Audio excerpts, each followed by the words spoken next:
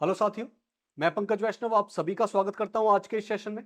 इस सेशन में हम समझने वाले हैं 12th क्लास के पर्यावरण विज्ञान सब्जेक्ट का चैप्टर नंबर 1 जिसका नाम है पृथ्वी का उद्भव और पर्यावरण का विकास। इस चैप्टर का एक भाग हम ऑलरेडी समझ चुके हैं। आज की क्लास में इसका दूसरा भाग समझने वाले हैं।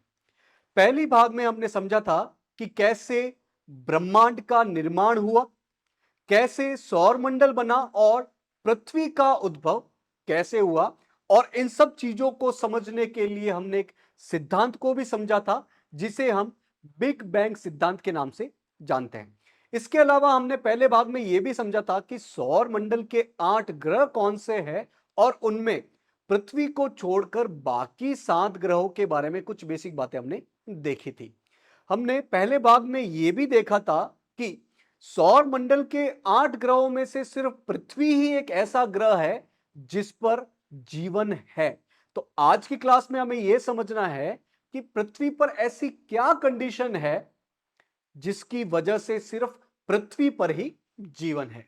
तो जीवन धारण करने के लिए आवश्यक परिस्थितियां पृथ्वी पर ऐसी क्या कंडीशन है, ऐसी क्या परिस्थितियां है जिसकी वजह से पृथ्वी पर जीवन है। पहला है पानी का पाया जाना, कि पृथ्वी पर पानी मिलता है जो कि जीवन धारण करने के लिए एक आवश्यक कंडीशन है। जीवन का उद्गम जल में ही हुआ है। जीवन जो बना है वो जल से ही बना है। जीवन का उद्गम जल से ही हुआ है। एक जीवित जीव में लगभग 2/3 भाग पानी होता है। जो एक जीवित जीव होता है, चाहे वो छोटा से छोटा जंतु हो या बड़ा से बड़ा जंतु हो, उसके शरीर में करीब 2/3 मतलब 66% हिस्सा पानी से ही बना होता है। कोशिकाओं में भी करीब करीब 90% पानी होता है। साथ ही जीवधारियों में जैविक रसायन अभिक्रियाओं को करने के लिए भी जलीय माध्यम की ही आवश्यकता पड़ती है। आपको बायोलॉजिकल केमिकल रिएक्शंस करनी है, जीवधारियों को ऐसी रिएक्शंस करनी है, तो उसके लिए भी जलीय माध्यम की ही आवश्यकता पड़ती है। तो पृथ्वी पर पहली कंडीशन जो कि जीवन को इंश्योर करती है वो है पानी का पाया जाना। दूसरा है वायुमंडल। हमने देखा था पहले भाग में कि पृथ्वी का वातावरण, पृथ्वी का वायुमंडल ऐसा है जो कि तापमान को बैलेंस करके रखता है, नियंत्रित करके रखता है, और इसी वजह से पृथ्वी पर जीवन संभव हो पाया है। तो पृथ्वी के वायुमंडल में सबसे ज्यादा नाइट्रोजन गैस पाई जाती है जो कि करीब करीब 78% है। इसके अलावा जीवनदायिनी गैस ऑक्सीजन गैस जो कि 21% है। इसके अलावा थोड़ी सी मात्रा में कार्बन डाइऑक्साइड, ओजोन, इसके अलावा अन्य दुर्लभ गैसें जैसे ऑर्गन है, नियोन है, ये सारी गैसेस मिलती है। और इन्हीं की वजह से पृथ्वी का वायुमंडल जो है वो तापमान को नियंत्रित करने में सफल हो पाता है। आवश्यक ऊर्जा को मुक्त करने के लिए भोजन का ऑक्सीकरण जरूरी है, और भोजन के ऑक्सीकरण के लिए ऑक्सीजन बहुत जरूरी है। आपको ऊर्जा चाहिए तो भोजन का ऑक्सीकरण होना जरूरी है, और भोजन के ऑक्सीकरण के लिए ऑक्सीजन होना जरूरी है जो कि पृथ्वी पर करीब 21% पाई जाती है। हरे पौधे प्रकाश संश्लेषण के दौरान वायुमंडलीय कार्बन डाइऑक्साइड का उपयोग करते हैं। हम इंसान, मानव और जीव जीव जंतु ये ऑक्सीजन लेते हैं और कार्बन डाइऑक्साइड छोड़ते हैं, और इस कार्बन डाइऑक्साइड का उपयोग कौन करते हैं? हरे पौधे, जो कि प्रकाश संश्लेषण के दौरान इस कार्बन डाइऑक्साइड को लेकर भोजन का निर्माण करते हैं, और इसी भोजन को हम मानव और जीव जंतु यूज करते हैं। तीसरी इंपॉर्टेंट कंडीशन है तापमान। पृथ्वी का औसत तापमान करीब करीब 16 डिग्री सेल्सियस रहता है, और जो कि जीवित रहने के लिए सबसे सुलभ तापमान है, एक बैलेंस तापमान है। हमने बाकी ग्रहों के बारे में जब देखा था पहले भाग में, तब देखा था कि कैसे बाकी ग्रहों के तापमान या तो बहुत ज्यादा है या बहुत कम है। तो तापमान बैलेंस है, नियंत्रित है, वो एक इंपॉर्टेंट कंडीशन बन जाता है पृथ्वी पर जीवन को एंश्योर करने के लिए। चौथा है पृथ्वी की प्रतिरोधक क्षमता। पृथ्वी की प्रतिरोधक क्षमता की वजह से ही मिट्टी और जलाशय में जो पीएच है वो एक बैलेंस रहता है, पीएच 7 बना रहता है, जिसकी वजह से उदासीन कंडीशन बनती है और जीवन के लिए ये उदासीन कंडीशन बेस्ट रहती है। तो पृथ्वी की प्रतिरोधक गतिविधियों के कारण मिट्टी यानी कि मृदा और जलाशयों में उदासीन स्थिति बनी रहती है, यानी कि पीएच 7 बना रहता है, ना एसिडिक है और ना बेसिक कंडीशन है, बीच में बैलेंस कंडीशन बनी रहती है। जीवधारियों को जीवित बनाए रखने के लिए ये उदासीन पीएच सबसे ज्यादा उपयुक्त है। तो पृथ्वी की प्रतिरोधक क्षमता भी पृथ्वी पर जीवन को एंश्योर करती है। इस डायग्राम में आप देख सकते हो कि कैसे अलग अलग जीव जंतु पृथ्वी पर जीवन को धारण किए हुए हैं और पृथ्वी पर प्राइमरी एनर्जी यानी कि प्राथमिक ऊर्जा का स्रोत कौन है? सूर्य है। तो इसमें देख सकते हो कि पानी के नीचे और पानी के ऊपर यानी कि भूमि पर कैसे पृथ्वी पर जीवन स्थापित हो पाता है। देखते हैं मानव के उद्भव से पहले जीवन का उद्भव और विकास कैसे हुआ है। हमने पहले भाग में देखा था कि कैसे अरबों साल पहले, करोड़ों साल पहले पृथ्वी बनती है। पृथ्वी पर शुरुआत में ही जीवन नहीं आ गया था, शुरुआत में तो ऑक्सीजन थी ही नहीं, नगण्य थी। धीरे धीरे ऑक्सीजन बनती है, धीरे धीरे पेड़ पौधे आते हैं, एक कोशिकीय जीव आते हैं, बहुकोशिकीय जीव आते हैं और फिर मानव आता है। तो मानव के उद्भव से पहले कैसे पृथ्वी पर जीवन का उद्भव हुआ और इस जीवन का विकास हुआ। आदि वायुमंडल मतलब जब पृथ्वी पहले बनी थी उस समय पृथ्वी के वायुमंडल को आदि वायुमंडल बोला गया है। तो आदि वायुमंडल में मूल रूप से मीथेन, अमोनिया, कार्बन डाइऑक्साइड और हाइड्रोजन जैसी गैसें थी। ऑक्सीजन नगण्य थी, न के बराबर या जीरो थी। जलीय वाष्प से वायुमंडल भरा पड़ा था। चूंकि पृथ्वी बहुत ज्यादा गर्म थी इसके निर्माण के समय, तो इसके वातावरण में, इसके वायुमंडल में मुख्य रूप से भाप थी, पानी की भाप थी, यानी कि मुक्त ऑक्सीजन नहीं थी। मुक्त ऑक्सीजन नहीं थी। आज हमने देखा कि 21% ऑक्सीजन है अपने वायुमंडल में, लेकिन निर्माण के समय में मुक्त ऑक्सीजन नहीं थी। बाकी सारी गैसेस और जल वाष्प पे अपने पृथ्वी का वायुमंडल भरा हुआ था। जैसे जैसे पृथ्वी ठंडी होती गई समय के साथ साथ ये जो जलीय वाष्प था वो संघनित होकर तरल पानी में बदल गया, उससे वर्षा होने लगी और इससे पृथ्वी पर जलाशय बनते गए। हमने देखा था पहले भाग में भी कि जैसे जैसे पृथ्वी ठंडी होती गई इसका जलीय वाष्प संघनित होकर पानी में बदल गया। ये पानी वर्षा के रूप में पृथ्वी की सतह पर आता है और पृथ्वी की सतह पर जो गड्ढे बने हुए थे उसमें पानी भर जाता है, उससे छोटे छोटे जलाशय भी बनते हैं और बड़े बड़े महासागर भी बनते हैं। इस पानी में जीवन के अणु उत्पन्न हुए। ये जो पानी आ गया सतह पर उसमें जीवन के अणु उत्पन्न हो गए। जीवन के अणुओं से जीवाणुओं का विकास हुआ। सबसे पुराने जीवाणुओं के जीवाश्म हमें करीब करीब 3.5 अरब वर्ष पुरानी चट्टानों में पाए गए हैं। तो सबसे प्राचीन जो जीवाणु थे उनके जीवाश्म मतलब उनके बचे हुए हिस्से हम 3.5 अरब वर्ष पुरानी चट्टानों में देख सकते हैं। तो इससे हम ये कह सकते हैं कि पृथ्वी पर सबसे पहले जीवाणु करीब करीब 3.5 अरब वर्ष पहले आए थे। पृथ्वी पर अलग अलग प्रकार के फिर जीवाणुओं का निवास होने लगा। इसके बाद क्लोरोफिल नामक हरे रंग के रंजक का विकास हुआ। ये कार्बन डाइऑक्साइड और पानी का उपयोग करते थे, मुख्य रूप से प्रकाश संश्लेषण के माध्यम से, और ऑक्सीजन छोड़ते थे। तो ये जो क्लोरोफिल था वो कार्बन डाइऑक्साइड को लेता था, पानी को यूज करता था और बदले में ऑक्सीजन को छोड़ता था। ये जो ऑक्सीजन इन क्लोरोफिल ने छोड़ी है, ये ऑक्सीजन वायुमंडल में एकत्रित होना शुरू हो गई। यहीं से हमारा ऑक्सीजन का बनना शुरू हो गया था। इससे वायुमंडल धीरे धीरे ऑक्सीकारी होता गया, मतलब वायुमंडल में धीरे धीरे ऑक्सीजन की मात्रा बढ़ती गई और एक समय पर वायुमंडल में ऑक्सीजन की मात्रा करीब करीब 21% हो गई। इस तरह जैविक विकास की शुरुआत होती है और जीवित जीवाणुओं को पृथ्वी पर आके बसने का मौका मिलता है। इस तरह पृथ्वी पर धीरे धीरे जीवन जीने के लिए जो बेसिक कंडीशन है वो बनने लगती है। जीवाणुओं से प्रजीव विकसित हुए। प्रजीव को हम प्रोटिस्ट भी बोल सकते हैं। ये जो जीवाणु थे और ये जो प्रजीव थे ये दोनों ही एक कोशिकीय है।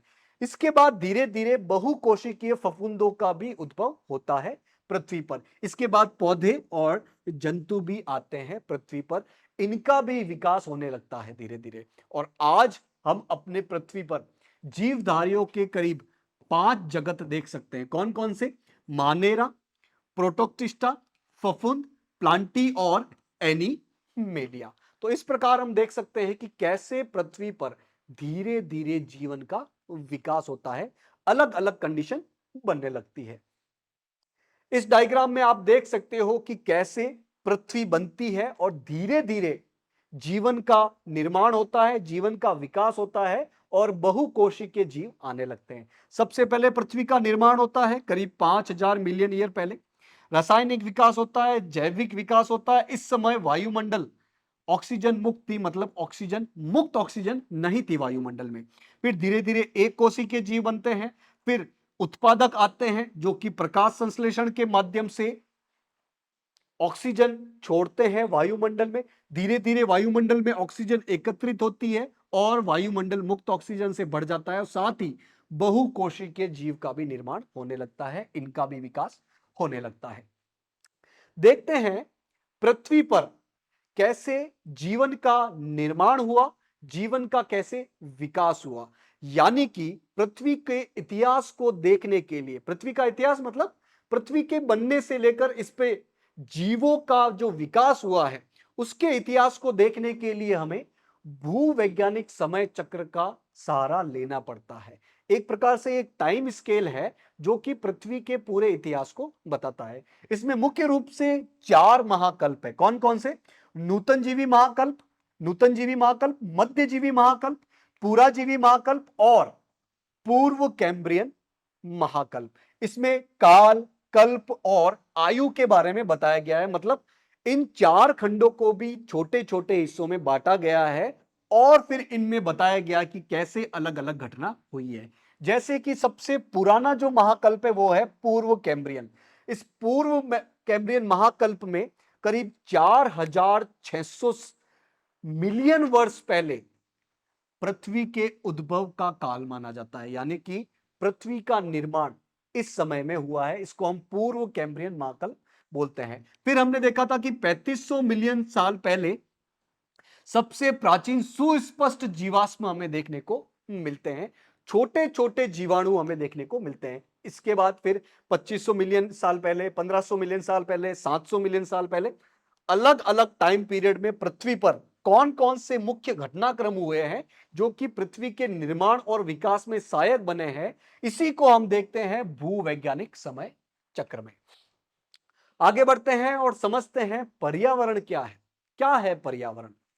ये आसपास की परिस्थितियां हैं या आसपास का परिवेश है जहां कोई जीव रहता है या फिर कुछ कार्य करता है। तो अपने आसपास का जो परिवेश है, अपने आसपास की जो परिस्थितियां हैं जहां पर कोई जीव रहता है, अपने जीवन को चलाने के लिए अलग अलग प्रकार के कार्य करता है, उस पूरे सिस्टम को हम क्या बोलते हैं? पर्यावरण बोलते हैं। मोटे तौर पर पर्यावरण में 2 घटक शामिल होते हैं, एक तो सजीव और दूसरा निर्जीव घटक। सजीव मतलब जिसमें जीव होती है जो जिंदा है, और निर्जीव मतलब जिसमें जीव नहीं होता है जो जिंदा नहीं है। एक टेबल के माध्यम से समझते हैं कि वातावरण के, पर्यावरण के ये 2 घटक कौन कौन से हैं, निर्जीव और सजीव। निर्जीव जिसमें जीव नहीं है, जैसे कि प्रकाश, जलवायु, जलवायु में हम आर्द्रता और तापमान को रखते हैं। इसके अलावा वायुमंडलीय गैसें, पानी, अधः स्तर जिसमें हम मृदा, नदी, समुद्र की तली को रखते हैं, ये सारे पर्यावरण के या वातावरण के निर्जीव घटक आते हैं। इसके बिना काम नहीं चल सकता है। और दूसरी तरफ है सजीव घटक, इनके बिना भी पृथ्वी पर काम नहीं चल सकता है। तो सजीव घटक जिनमें जीव होता है जो जिंदा है, जैसे कि जीवधारी है जिसमें सारे पौधे, छोटे छोटे जीव जंतु से लेकर बड़े बड़े जीव जंतु, सूक्ष्म जीव जिसमें जीवाणु, फफूंद, कवक, प्रोटोजोआ और मानव शामिल है। तो पर्यावरण के मुख्य रूप से 2 घटक है, निर्जीव घटक और सजीव घटक। निर्जीव घटक में आपको 3-4 एग्जाम्पल पता होने चाहिए और सजीव घटक में भी आपको 3-4 एग्जाम्पल पता होने चाहिए। एक एक करके इनको थोड़ा सा हम डिटेल में देख लेते हैं। सबसे पहले निर्जीव घटक में कुछ इंपॉर्टेंट घटक को देख लेते हैं। सबसे पहले है प्रकाश। प्रकाश, रोशनी, जिसका प्राथमिक स्रोत कौन है? सूर्य। तो प्रकाश, हरे पौधे प्रकाश संश्लेषण के लिए सूर्य के प्रकाश का उपयोग करते हैं, जिससे वे स्वयं तथा अन्य जीवधारियों के लिए भोजन का संश्लेषण करते हैं। तो प्रकाश पर्यावरण का एक निर्जीव घटक है। प्रकाश के माध्यम से जो हरे पौधे हैं वो प्रकाश संश्लेषण की क्रिया करते हैं। इस प्रकाश संश्लेषण की क्रिया से वो खुद के लिए और बाकी जीवधारियों के लिए भोजन का निर्माण करते हैं। तो प्रकाश एक इंपॉर्टेंट घटक है, ये वातावरण का निर्जीव घटक है। दूसरा है वर्षा, जो कि पृथ्वी पर पानी का प्राथमिक स्रोत है। अधिकतर जैव रासायनिक अभिक्रियाएं जलीय माध्यम में ही होती है, हमने देखा था। जल शरीर के तापमान का नियमन भी करते हैं, कंट्रोल भी करते हैं। जलाशय कई प्रकार के जलीय पौधों और जंतुओं के पर्यावास होते हैं। जलाशयों में, समुद्र में, नदियों में बहुत सारे अलग अलग प्रकार के जलीय पौधे और अलग अलग प्रकार के जलीय जीव जंतु भी निवास करते हैं। तो वर्षा या इनडायरेक्टली कहें तो पानी, ये पर्यावरण का, वातावरण का एक निर्जीव घटक है, जीवन के लिए एक इंपॉर्टेंट ये घटक है। फिर है तापमान। तापमान भी एक निर्जीव घटक है, ये भी जीवन को चलाने के लिए एक इंपॉर्टेंट घटक है। हमने देखा था कि कैसे पृथ्वी पर एक मीडियम टाइप का औसत तापमान है, करीब 16 डिग्री सेल्सियस है, जो कि पृथ्वी पर जीवन को एंश्योर करता है। नेक्स्ट है वायुमंडल। पृथ्वी के वायुमंडल में हमने देखा था कि 21% ऑक्सीजन है, जो कि जीवनदायिनी गैस है। इसके अलावा 78% नाइट्रोजन है, यानी कि पृथ्वी के वायुमंडल में सबसे ज्यादा नाइट्रोजन पाया जाता है। इसके अलावा 0.03% कार्बन डाइऑक्साइड है। इसके अलावा बहुत सारी निष्क्रिय गैसें हैं, जैसे ऑर्गन है, नियॉन है, इनसे वायुमंडल बना है। और ये जो वायुमंडल है वो तापमान को बैलेंस करने के लिए बहुत ज्यादा काम आता है। साथ ही ऑक्सीजन जैसी जीवनदायिनी गैस है, जो कि पृथ्वी पर जीवन को एंश्योर करती है। तो ये कुछ प्रमुख निर्जीव घटक है। इसके अलावा सजीव घटक बहुत सारे हैं, जैसे कि पेड़ पौधे हैं, सूक्ष्म जीव है, बड़े बड़े जंतु है और मानव है। ये सजीव घटक है पर्यावरण या वातावरण के। तो हरे पौधे, जीव जंतु, मानव, सूक्ष्म जीव, कवक, फफूंद, शैवाल, ये सब क्या है? वातावरण के सजीव घटक है। तो आज की क्लास में हमने मुख्य रूप से देखा कि कैसे पृथ्वी पर जीवन का उद्भव होता है, विकास होता है। मानव आने से पहले पृथ्वी पर कौन कौन से जीव आते हैं। फिर हमने भौवैज्ञानिक समय चक्र को भी देखा, कुछ बेसिक बातें उसकी समझी। फिर हमने पर्यावरण और उसके सजीव और निर्जीव घटकों को देखा। आपको करना क्या है? आज की क्लास में जो भी समझा है उसको आज ही रिवाइज करना है। साथ ही अपना ये चैप्टर कंप्लीट हो गया है तो पूरे चैप्टर को एक साथ रिवीजन करना है। आशा है कि आज की क्लास आपको समझ में आई होगी। आज के इस सेशन से जुड़ने के लिए आप सभी का बहुत बहुत धन्यवाद।